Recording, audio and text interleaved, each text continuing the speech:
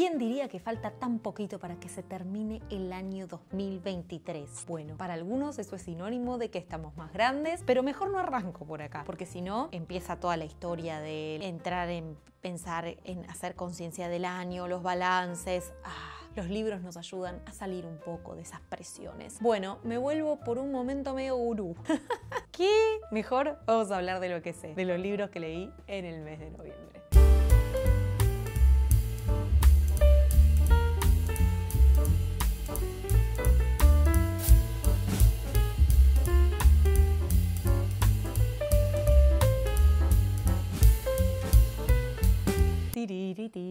Tenía disponible en mi biblioteca hacía un montón de tiempo y fíjense que no dije pendiente, dije disponible, porque quiere decir que está a mi disposición. Yo elijo cuando quiero leerlo y eso es hermoso. La lista de pendientes a veces tiene como una carga medio emocional en lo que es la palabra en sí misma. Me parece que hoy va a ser muy difícil encontrar las palabras adecuadas para decir las cosas.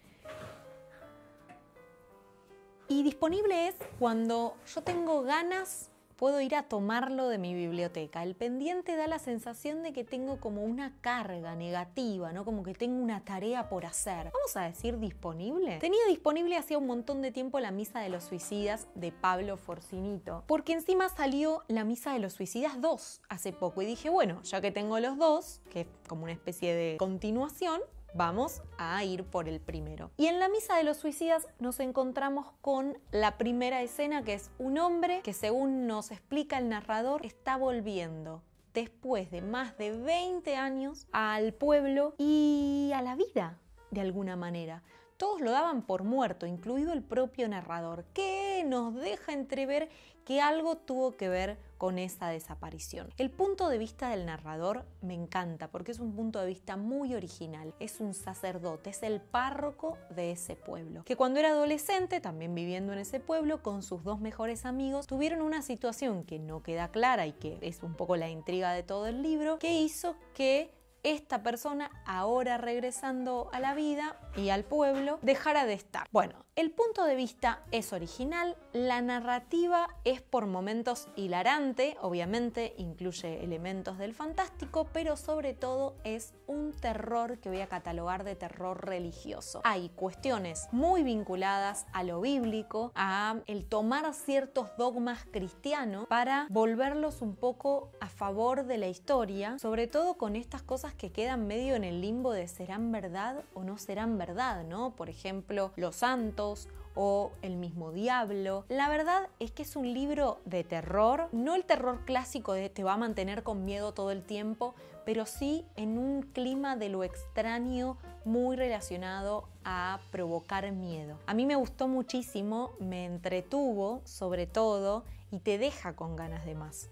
Ahora obviamente porque sé que hay una segunda parte, en algún momento iré a buscarla, pero de por sí es conclusiva la historia y nos encontramos viviendo junto a los protagonistas el mismo miedo, el mismo desconcierto, el mismo desconocimiento acerca de la situación. Me gustó mucho, lo disfruté y es una lectura que les recomiendo. Voy a seguir en la línea de lo terrorífico, lo criminal, pero pasamos a una historia real, porque estuve en un desayuno de la editorial Rara Avis, donde nos presentaron algunos de sus libros nuevos y entre otras cosas pusieron a disposición de los participantes del desayuno un montón de otros libros de la editorial que ya habían salido antes. Y a mí me gustó mucho llevarme y leer inmediatamente El trueno en la sangre, que es la biografía criminal de Martín Banana Spiace, escrito por Federico Fassbender, que es periodista y además es editor de la sección Crimen y Justicia de Infobae, docente de la maestría en Criminología de la Universidad Nacional de Lomas de Zamora, es decir, que es un libro que está documentado para decir lo que dice. Banana Spiace, por ahí para muchos de ustedes,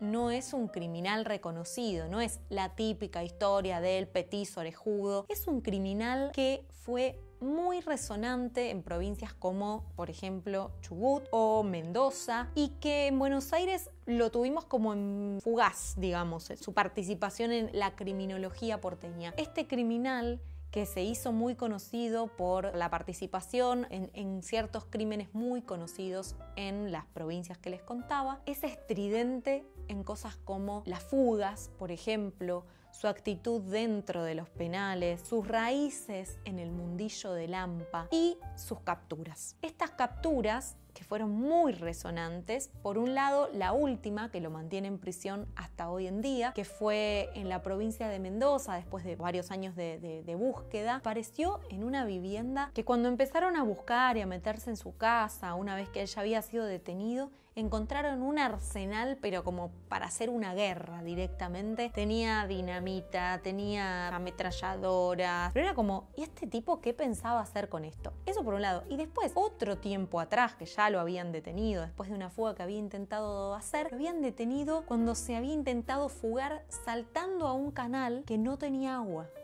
Entonces se rompió todo, aparecieron los bomberos, lo sacaron, como lo muestra acá en la tapa, lo sacaron como envuelto en una camilla con sogas para que no se pudiera escapar, a los gritos. Esas dos como capturas tan estridentes lo volvieron también parte de esta genealogía de los criminales, de criminales conocidos en Argentina. Y este libro lo que hace es contarnos la historia de este muchacho, de dónde proviene, cuáles fueron sus implicancias en los distintos crímenes de los que se lo acusa, cómo fueron sus fugas, cuál es también su vínculo actual con la justicia y de paso cómo estuvo relacionado con un montón de criminales muy conocidos. Por ejemplo, él participó de la fuga del penal de Seiza. Es realmente muy rica su historia, si se quiere, para poder contar a partir de su aparición en las distintas instancias criminales argentinas, las otras. Aparecen otros criminales conocidos, aparece cómo la justicia se vinculó con cada uno. Lo que hace también el autor es mostrarnos una especie de genealogía criminal argentina, siempre teniendo en cuenta que el eje principal del libro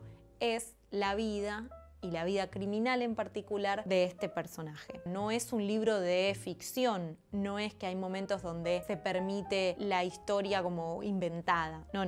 Esto es documentado, hay muchísimas fuentes, hay fuentes que quisieron decir sus nombres, fuentes que no quisieron decir sus nombres para no quedar implicadas, y también hay una especie de como recorte de a dónde uno como lector puede seguir buscando información en el caso de que le interese. Por ejemplo, no sé, hay un momento donde se desgraba un pedido que le hizo Banana Espiace a un tribunal que lo estaba manteniendo lejos de la posibilidad de defensa, como que no lo estaban tratando bien como detenido. Ese recorte está en YouTube, entonces uno, si quiere, lo puede ir a buscar. Lo que el libro propone desde la documentación, uno lo puede también seguir por su cuenta. Y eso me parece muy interesante. A mí me gustan los libros periodísticos y más si está narrado de forma, si quieren, atrapante o interesante, como empieza por el final para después ir para atrás y contarnos de dónde proviene, y tratar como de ensayar alguna razón por la cual este personaje o esta persona termina cometiendo estos crímenes. Eso es muy interesante, es un tipo de libro que a mí me gusta mucho, más allá de que uno puede decir, bueno, pero ¿para qué quiero saber esto?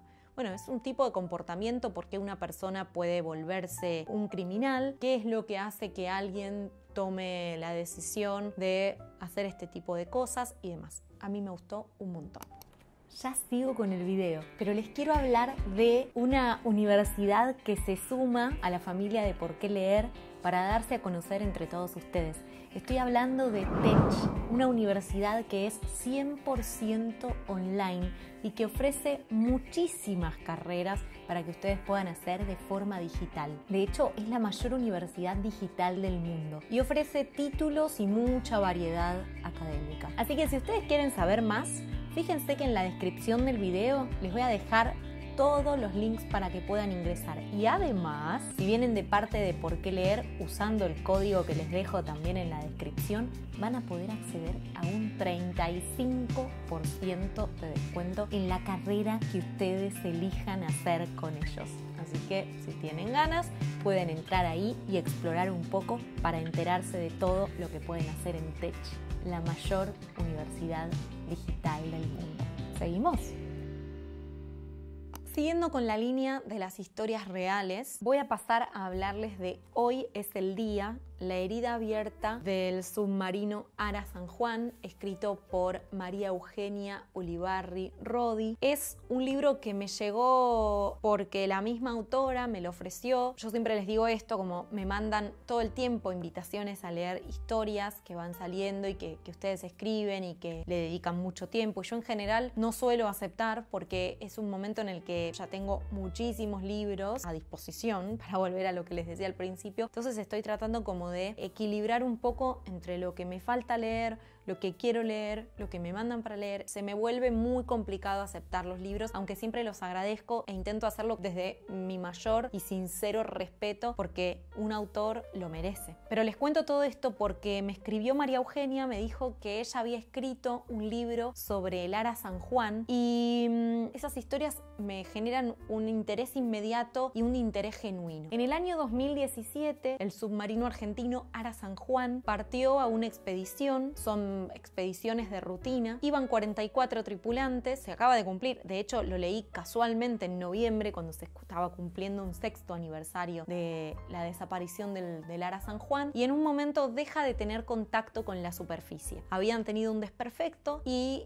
avisan que se van a ir a sumersión, porque bueno, estas son cosas muy relacionadas a los submarinistas, yo las desconozco, lo aprendí de este libro, y se van a sumersión y en un momento dejan de tener contacto con la superficie, y ahí es donde todos los argentinos y el mundo se enteran de la desaparición de este submarino, que es un evento sumamente inusual porque, bueno, Argentina en este momento no está en guerra, no tenía conflictos presentes, pero se empezaron a decir muchas cosas sobre esto, ¿no? El estado del submarino, si había o no posibilidad de que alguien los hubiera bombardeado, por ejemplo, los ingleses que están en la zona de las Islas Malvinas, que son argentinas pero están ocupadas por los ingleses, como se empezaron a decir un montón de cosas. Y María Eugenia tenía entre esos 44 tripulantes a su novio y futuro marido. Faltaban poquitos meses para que ellos se casaran. Entonces lo que ella hace es, a partir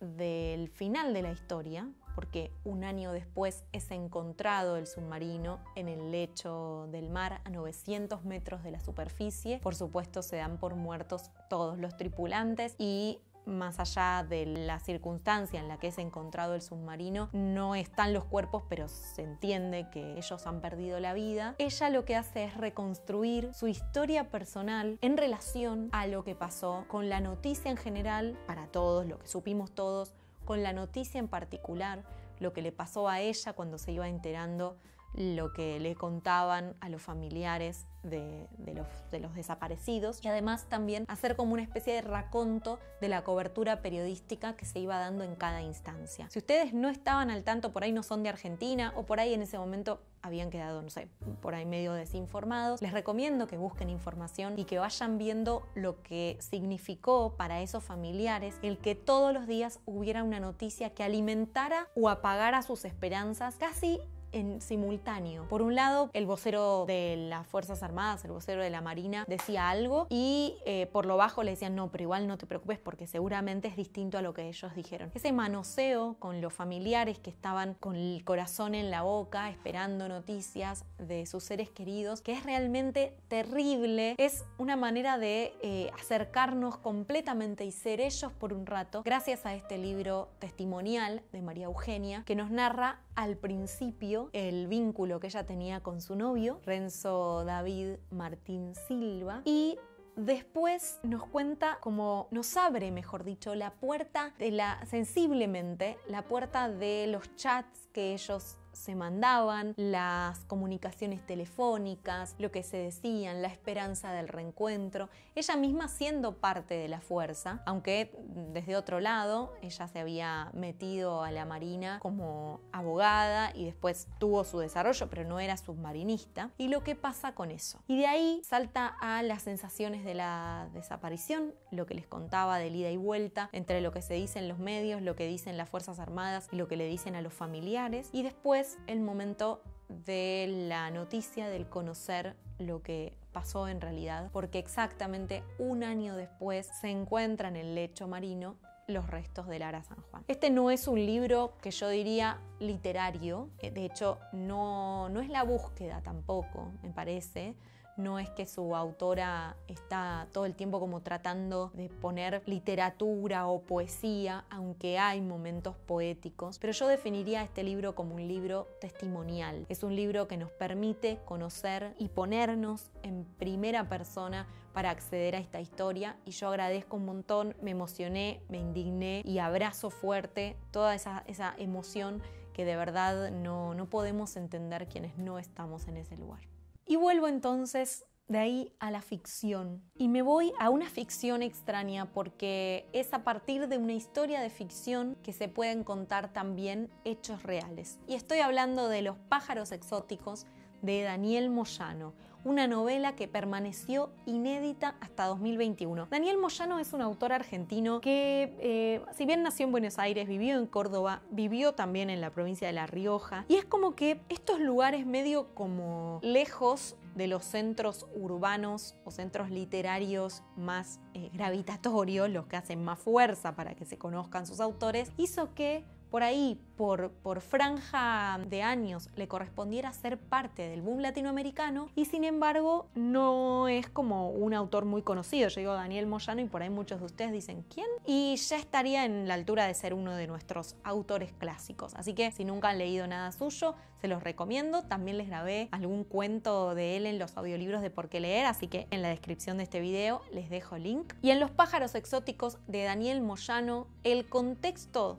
en el que transcurre la historia de ficción es 1935, las elecciones que en Córdoba significaron la asunción a la gobernación de Sabatini, y venimos de un gobierno radical que es volteado por los militares y que hace que la gente haya quedado entre sumida en la tristeza, pero también con la esperanza de volver a tener un gobierno democrático, pero también con el miedo que eso implica y las luchas armadas entre los distintos bandos de partidos políticos. Ahora les voy a seguir contando el argumento de esta historia y para dónde va, pero si les está gustando el video, ¿qué les parece si le dan like? Ahí tiki, manito, me gusta. Pueden también hacer clic en la campanita para recibir notificaciones de cuando subo nuevos videos a YouTube. ¿Será que voy a empezar a subir videos más seguidos? ¿Quién sabe? También pueden suscribirse a este canal si es que todavía no lo han hecho. Ahí tienen el botoncito rojo. Y por supuesto comentar, compartirlo,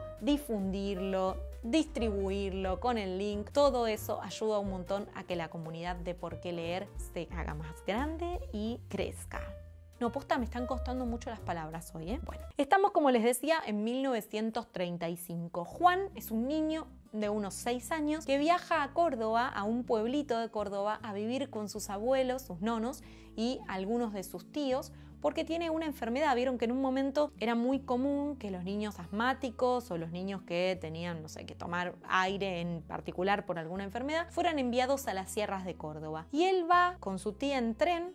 El narrador es un narrador en tercera persona, es decir, que no es Juan el que nos lo va contando, pero cuando el capítulo está protagonizado por Juan, este niño, el narrador medio que adquiere los conocimientos que tiene el mismo Juan. Hay muchas cosas que Juan niño no entiende y por lo tanto los lectores tenemos que deducir. No es que nos la bajan la información como si fuera un narrador omnipresente que nos involucra en la historia con conocimiento. Todo lo que sabe Juan niño o entiende Juan niño es lo que entiende y sabe el lector. Pero Juan niño no es el único personaje. Tenemos un Juan grande que es el tío de este Juan niño, y ahí podemos establecer tal vez como este efecto del doble que usaban tanto autores como Cortázar, por ejemplo. Y este Juan adulto, homónimo, el mismo nombre que el niño, está involucrado, sin querer, en la lucha partidaria, la lucha armada partidaria. Es como que siente, gracias a un amigo que lo involucra en la lucha por la vuelta de la democracia, porque gane las elecciones Sabatini, lo involucra en distintas escenas que para él son completamente inexplicables. ¿Por qué estoy acá? ¿Por qué de pronto tengo un arma en la mano? ¿Qué es lo que tengo que hacer con esto? Ni la sé disparar. Pero él quiere estar con la hermana de su amigo, con lo cual medio que queda pegado a la lucha armada sin saber por qué, pero es gracias a la historia de ese Juan adulto que nosotros también conocemos un montón de como detallitos de lo que era el contexto político y social de la época. Y estamos hablando de 1935, post caída de Hipólito Yrigoyen. Pueden documentarse después de leer este libro o durante la lectura de este libro un montón. Y acá viene algo que me encantó descubrir, si se quiere, que es lo exótico. El libro se llama Los pájaros exóticos, tiene que ver con la actividad que hace el abuelo, el nono de Juan Niño, el padre de Juan Grande. Y eso lo voy a dejar para que ustedes lo descubran porque la verdad es que no es tan rápido que lo revela Daniel Moyano. Por algo será, entonces yo prefiero dejarlo para que lo descubran ustedes. Pero sí quiero hablar de la palabra, de la elección de la palabra exótico. Según el diccionario de la RAE, exótico es todo aquel que es extranjero, tanto de su propio país, pero de lugares distantes, como de lugares distantes, o sea, de otro país. Y llega a un lugar donde es ajeno. Eso es exótico. El exótico entonces es el otro al que no considero como yo. Esto es muy interesante en este libro, porque exótico es el del partido político contrario, porque exótico es el que viene al pueblo y no pertenece a ese lugar, porque exótico es el que no me da seguridad de ser parecido a mí. Entonces hay todo el tiempo un juego con lo exótico de provincia, si se quiere, con lo exótico de la periferia, con lo exótico de, a pesar de que somos del mismo lugar, nos consideramos bandos opuestos y nos tratamos como tal, y eso incluye violencia, lucha armada y demás. Y en ese contexto tenemos un niño al que hay que cuidar y al que no se le explica del todo la situación. De eso se trata esta novela, que probablemente pueda ser una manera de introducirse al mundo de Daniel Moyano también. Yo voy llegando muy despacito, empecé con 3 golpes de timbal, que es una novela que me la recomendaron en la librería Salvaje Federal. Pero bueno, la forma en la que estaba escrita me expulsaba un poco porque no era una forma lineal y había que prestar mucha atención y estar muy metido ahí, y bueno, a veces no es posible. Entonces me volqué por esta, más allá de los cuentos de Daniel Moyano, me volqué por esta novela que sí te ayuda en la linealidad a continuar la lectura y a estar atrapado. Así que recomiendo mucho leer a Daniel Moyano, y tal vez si quieren empezar por acá. Si no están de acuerdo conmigo o tienen otra idea de por dónde empezar a leerlo, lo dejan en los comentarios para que los lectores que vayan llegando después también se puedan enterar de cómo empezar a leer a Daniel Moyano. La editorial La Ría y su autora Vanessa Diambra me invitaron a participar de la presentación de este libro de cuentos, Caramelo de Menta. Y no solo a participar de la presentación, sino también a hacer una lectura en voz alta en medio de una performance que hubo con baile, una especie, no digo de teatro, pero sí de teatralización de parte de uno de los cuentos. Me parecía muy interesante participar de esa presentación. Y después tuve la oportunidad de también ser invitada en esa misma presentación a hacer una reseña de este libro. Y hacer reseñas de libros de cuentos es súper difícil porque son cuentos distintos, porque esa desigualdad hace que por ahí a alguien le parezca interesante hablar de un cuento y a otro le parezca interesante hablar de otro, pero en la presentación de un libro hay que hablar de todos. Esos desafíos por momentos me paralizan, pero después me terminan interesando y también me ayudan a llegar al libro con expectativas y desafíos. Este es un libro de 13 cuentos y voy a repetir algunas cositas que dije en esa presentación,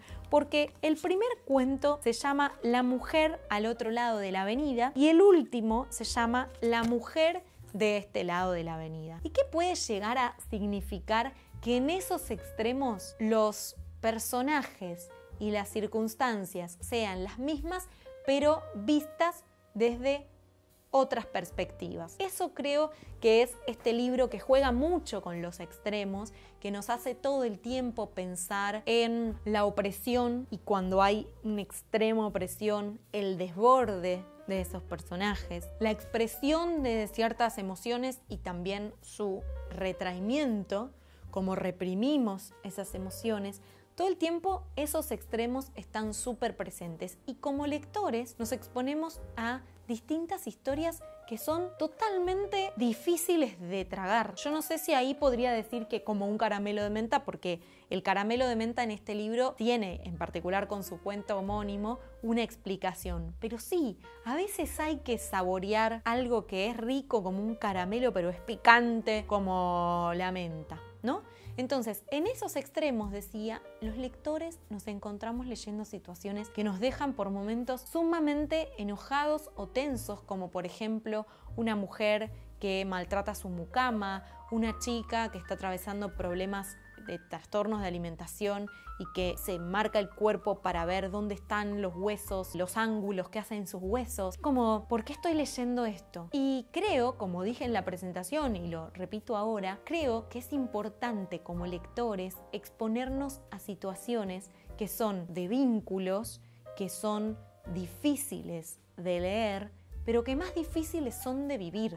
Entonces, mejor que la vivan los personajes que además están muy bien creados por parte de Vanessa, son personajes realistas, son personajes con condimentos que todos conocemos, decía, que esos personajes sean los que viven las historias difíciles de atravesar y que nosotros como lectores podamos decir, menos mal que no nos pasa a nosotros, a ver cómo este personaje lo resuelve. Y eso es lo que más me gustó del libro, el poder acercarse a una historia sin necesidad casi de ser nosotros los protagonistas, aunque desde el momento uno en que el cuento comienza estamos siendo los protagonistas de estas historias. Tiene además algo muy lindo que es la aparición o reaparición de personajes según los cuentos. Por ahí estamos en un cuento y uno de los niños que están en este cuento después aparece en otro y decimos, bueno, acá hay como un multiverso, si se quiere, pero eso es casi como un guiño y no necesariamente algo que, excepto en el primero y en el último cuento, como les contaba antes, estos extremos que se juntan, no son cosas relevantes realmente. Podrían ser otros personajes y también entenderíamos la historia y también Caramelo de Menta sería un muy interesante libro de cuentos para abordar. Y vamos a ir por el último que leí este mes. Se llama Las Ladronas de María Victoria Massaro. Y Las Ladronas es una comedia de delincuentes. ¿Está bien? Me gusta. Sí, también lo que me gusta, y ahora les cuento sobre este libro, es agradecer. Porque ¿por qué leer?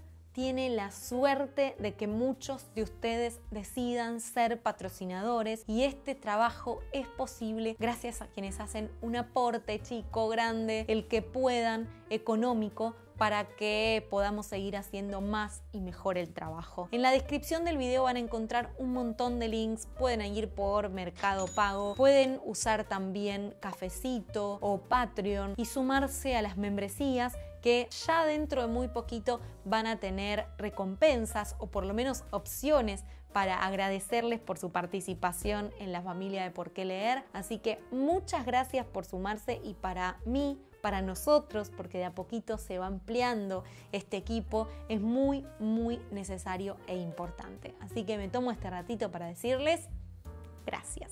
Volvemos a Las Ladronas. Fui a la presentación del libro, como es muy muy común ahora, las editoriales nos presentan libros a los influencers literarios y estaba la autora, estaban los editores y fue muy interesante lo que se compartió ahí sobre el proceso creativo de este libro e incluso la autora, María Victoria Massaro, Mavi Massaro, nos leyó un fragmento. Yo dije como, este libro me interesa. Me parece como me lo están vendiendo muy bien. Este es un libro protagonizado por dos hermanas mayores, diría de 50s. Una es Manuela, la otra es Sarita y tienen como, no les gusta trabajar, aunque en realidad hay una de ellas que tiene como una especie de retraso mental, entonces está más complicada por ahí para tener un trabajo, para conseguir un trabajo.